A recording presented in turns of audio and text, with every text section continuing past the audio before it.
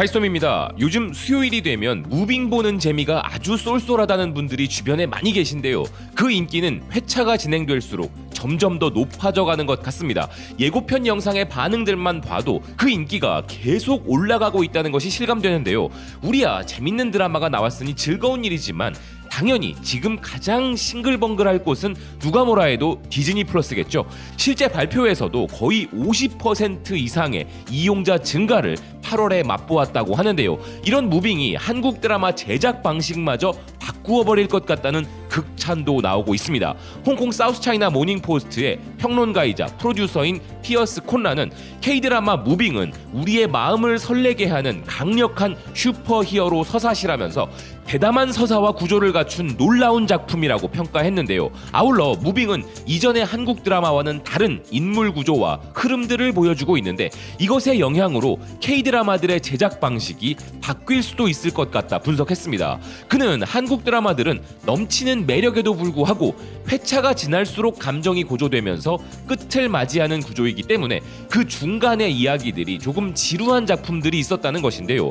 그러나 디즈니의 무빙은 앞으로 몇 년 동안에 걸쳐 K드라마 제작 방식에 영향을 미칠 수 있는 대담한 서사 구조를 통해 이러한 추세를 화려한 방식으로 뒤집었다는 것입니다. 그가 그렇게 생각하는 이유는 8월 초 7개의 에피소드를 사전 시사로 접했을 때 특별한 능력을 가지고 인생의 여정을 시작하는 고교생 주인공들과 초능력을 숨긴 부모들 그리고 그들을 말살하려는 수수께끼 요원을 만났는데 이후 보게 된 에피소드 6개에서는 갑자기 회상 장면들이 등장하는 놀라운 여정이 전개되었기 때문이란 것인데요. 바로 이 중간 부분 6개의 에피소드에는 꽤 많은 내용이 담겨 있지만 교차하는 연대기를 통해 이야기를 깔끔하게 전달하고 있으며 주인공 인물들의 이야기들을 순환시키는 이런 구조는 원작자인 강풀 웹툰 26년의 특징이기도 하다 설명하고 있는 필자입니다. 이렇게 스토리 구조의 놀라운 점도 설명하는 그는 단순히 대규모의 출연진과 새로운 개념의 컨셉, 대규모 예산만 고려하면 무빙은 미국 드라마 로스트와 비교될 수 있지만 무빙은 고전적인 미국 드라마들보다 훨씬 더 정교하고 유동적이라는 것입니다. 또한 시리즈 전반에 걸쳐 역동적인 액션 시퀀스와 생생한 이미지가 등장하지만 스토리 속 애절한 로맨스의 고조와 조화를 이루어 특히 효과적이었으며 특정 장면들은 우리를 사로잡아 가슴을 설레게 했다는 것인데요. 스포가 될 수 있을 것 같아 자세하게 말씀드리기가 어렵지만 필자의 설명에 깊이 공감할 수 있었습니다. 이어 필자는 무빙은 캐릭터를 존중하고 캐릭터를 중심으로 스토리와 액션을 유기적으로 구축하기 때문에 이러한 감정적 고조를 달성할 수 있었다는 것인데요. 원작자 강풀은 우리에게 새로운 계시를 흘려보내며 모든 것이 연결되어 있다는 착각을 불러일으키는데 사실 그가 창조한 세계가 항상 이해가 되는 것은 아니지만 실제처럼 느껴지는 것은 캐릭터들이고 우리는 캐릭터에 너무 깊이 몰입하게 되기 때문에 그 과정에서 제기된 질문은 배경으로 사라진다고 이야기했습니다. 무빙의 세계관과 스토리 구조에 대해 정말 멋지게 표현했는데요. 그리고 이제 과거가 현재를 따라잡고 두 세대의 슈퍼히어로들이 충돌을 앞둔 상황에서 무빙은 우리를 어디로 데려갈 것인가? 라는 질문을 던지는 필자입니다. 필자가 무빙에는 한국 드라마 제작 방식을 바꿔버릴 수 있는 힘이 있다고 이야기한 부분은 다 그런 것은 아니지만 대부분 한국 드라마 서사의 경우 초반 1, 2회 혹은 3, 4회까지 극중 주인공의 어린 시절 등의 이야기를 통해 먼저 우리에게 감정 몰입을 시켜둔 뒤에 풀어나가는 구조인데 반해 무빙은 7화까지의 스토리 진행을 가져가다가 중간부터 회상으로 과거를 설명했기 때문에 그런 구조가 파격적이고 신선하다는 것이었는데요. 그만큼 한국 드라마들을 많이 본 필자이기에 낼 수 있는 의견인 것 같습니다. 앞서 말씀드린 대로 무빙은 아시아 태평양 지역에서는 이미 1위를 차지했고 이제 서서히 유럽에서도 그 반응이 나오고 있기도 한데요. 이탈리아 매체 오시 노티치아는 오징어 게임에 이어 또 한 번 한국 드라마의 승리라면서 하지만 이번에는 오징어 게임이 넷플릭스가 아니라 디즈니 플러스에서 등장했다고 이야기했습니다. 기사는 오징어 게임이라는 세계적인 흥행작을 능가하는 작품이 한국에서 또다시 등장했는데 이번에는 디즈니 플러스에서 상징적인 기록을 깨면서 등장했다는 것인데요.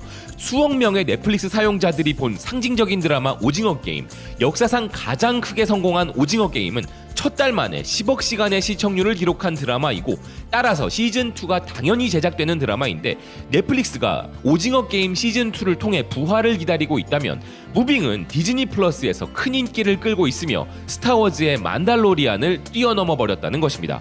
하지만 무빙의 인기가 올라가고 있는 것은 맞아도 아직까지 무빙이 오징어 게임이 처음 등장했을 때의 파괴력을 가졌다고 할 수는 없죠. 오징어 게임은 넷플릭스에게 무려 438만 명의 추가 구독자를 안긴 엄청난 드라마였기 때문에 비록 무빙이 디즈니 내에서 자체 신기록을 수립하긴 했지만 아직 이 정도라고 보기는 힘들 것입니다. 그리고 무빙이 이렇게 어마어마한 활약을 하고 있던 동시간대에 넷플릭스에서도 또다시 제2의 오징어 게임이라는 칭호를 하사받은 우리나라 드라마가 등장했는데요. 그 드라마는 비영업권 세계 1위와 2위를 오고 가고 있는 드라마 마스크걸입니다. 무려 72개국 탑10에 진입을 해버린 드라마 마스크걸도 오징어 게임과 비견되고 있는데요. 미국 매체 슬레이트는 넷플릭스의 마스크걸을 봐야 하는 이유로 이 드라마는 지금 오징어 게임과 비교되고 있다 전하고 있습니다. 2021년 한국 드라마 오징어 게임이 넷플릭스에서 큰 성공을 거둔 후 넷플릭스는 또 다른 오징어 게임을 찾기 위해 한국 영화와 TV에 대한 투자를 2배로 늘렸고 이제 입소문을 타고 차트 상위권에 급상승한 새로운 한국 드라마를 통해 마침내 오징어 게임만큼 어두운 스릴과 사회문화적 논평 등으로 세계적으로 매력을 과시하고 있는 히트작 마스크걸을 찾아냈다는 것인데요. 마스크걸의 인기도 인기지만 오징어 게임과 마찬가지로 사회적 메시지를 전달한 것이 탁월하다는 기사는 오징어 게임이 사회 계급과 자본주의에 대한 비평을 한 작품이었다면 마스크걸은 미의 기준뿐만 아니라 가부장적 폭력이 세대에 미치는 영향, 욕망과 집착의 위험한 교차점 등의 문제점들과 이를 인터넷이 어떻게 촉진시킬 수 있는지에 대한 독특한 사회적 비평을 제공한다는 것입니다. 또한 이전에도 이런 심리학적인 부분을 이야기하는 작품이 있었지만 실패한 반면 마스크걸은 이것을 완벽하게 해낸 작품이며 이 드라마의 분위기는 마치 박찬욱 감독의 올드보이와 같다는 것인데요.